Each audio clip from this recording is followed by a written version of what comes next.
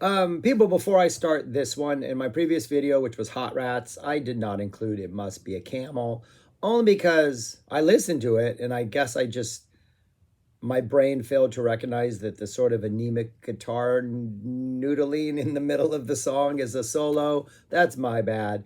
It, on that album, I'm thinking back on that album right now, it would have been last. Yeah, it's just kind of noodling and it's just kind of there. Kind of a little bit buried. The drumming while the solo is happening is fantastic, and the song is fantastic. But the actual solo itself, it would have ranked last, so it would have made an impact on the list. But anyways, I wanted to address that. That's my bad. On to this album, Waka Jawaka.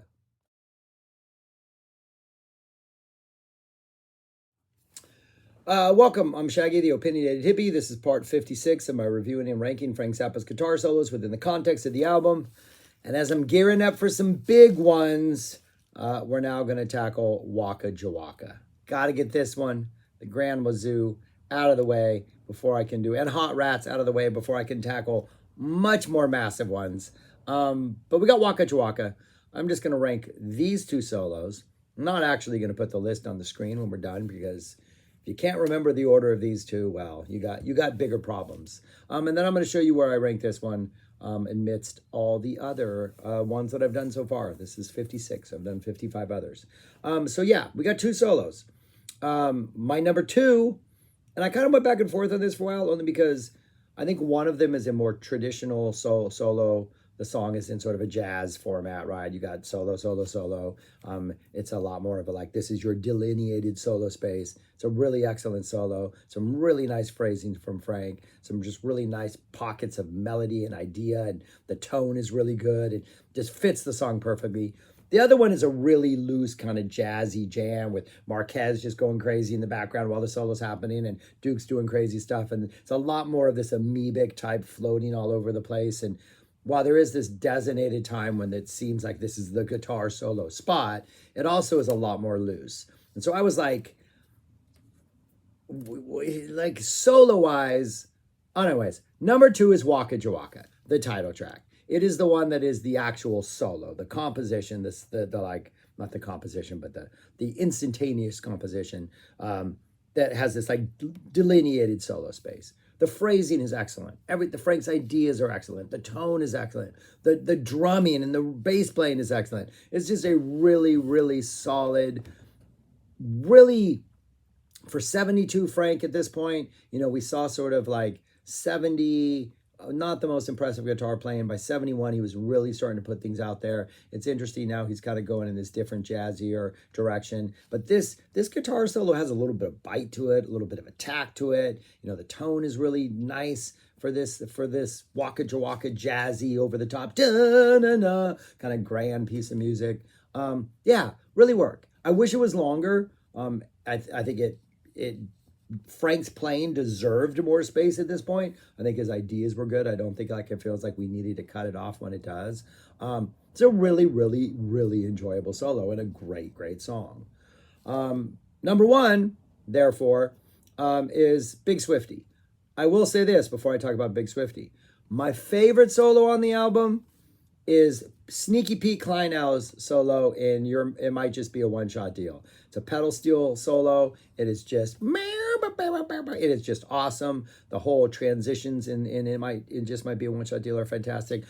That moment when we first drop into the pedal steel guitar solo, it's one of the greatest moments in Frank's entire discography. Absolutely love it. That would be my number one, but it's not a Frank solo, so no. It's got to be whatever it is happening in Big Swifty. Big Swifty, you get the massive, just this awesome, this awesome head. Then we kind of melt down, and then George kind of takes over, then Marquez, and then Frank steps up, and he's soloing, and then Marquez comes in, and then Frank. I mean, it's this weaving, winding in and out, but it is the most, I would say, relaxed, free, floating. Frank doesn't feel like he's in control. Frank doesn't feel like he's like, hey, George, solo. Hey, Marquez, solo. Hey, it feels like everybody's coming in when they feel like they want to, and they're just feeling each other out. And Frank is an equal among these people. Like, he's not the guy who's like, now. Like the 88, thinking of 88, where you had these fantastic solos and these fantastic moments. that have this very jazz feel with these weird synclavier noises and stuff. But if you've seen any footage of that, you realize Frank's like, you go, you go, you go.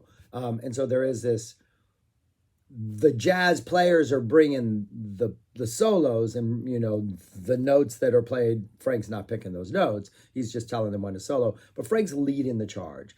This doesn't have that vibe. Like, I don't know how it went down, I don't know what Frank was telling people to do, but it just feels like equals jamming in a room. It feels like they're just like literally in a circle, just feeding off each other, jamming. And Frank's solo, there are moments that compare to the Waka Jawaka. I think maybe the individual, like the composition of the solo, if you were to extract what Frank is playing from Big Swifty and Waka Jawaka and just look at the playing, I think what he's playing in Waka Jawaka might be more interesting, or at least I find it more interesting. But the overall effect of Big Swifty, the overall vibe, the overall feel, what Frank is doing, just lost in the mix and kind of sneaky, and it's beautiful and it's fantastic, and it's just absolutely, it's such a unique piece of music in Frank's. Even though there are so many unique pieces of music in Frank's discography, there's something special, I think, about this version of Big Swifty. That, like, just that middle jam session between the head and the ending, what is the ending called? Whatever it's called, when they return to the theme and close it out. That is just such a special section of music. So yeah, that's my number one. So that's it. Big Swifty's number one. Waka Jawaka's number two. I think these are both really excellent listens, and I would put them all the way up there in the front at 22. So we're like maybe just right outside the top third at this point in time. It's just both the solos are excellent, and there's nothing bad on here. And you even have that awesome pedal steel solo. If I was ranking the pedal steel solo and rolling this into my rankings, I think this would jump up, because I think that's one of the greatest solos in Frank's discography. But Frank didn't play it, and I'm ranking these just based on Frank's stuff. So yeah, that's all I got for this one. 2 solos. Yeah, trying to knock this Hot Rats and this Waka Jawaka and this Grand Wazoo out of the way, so I can make way for a much more massive review, a couple more massive reviews with a lot more solos. But anyways, that'll be coming probably next week. But anyways, that's all I got for now. Let me know your thoughts on this. I'm pretty sure I did not forget a solo this time. Yeah, I'm pretty sure I did it. Your mouth does not have a solo. It might be your religion, but it's not your solo. All right, that's all I got. Thanks for watching. Talk to you. Subscribe, like, share, comment, and yeah, talk to you later. Peace.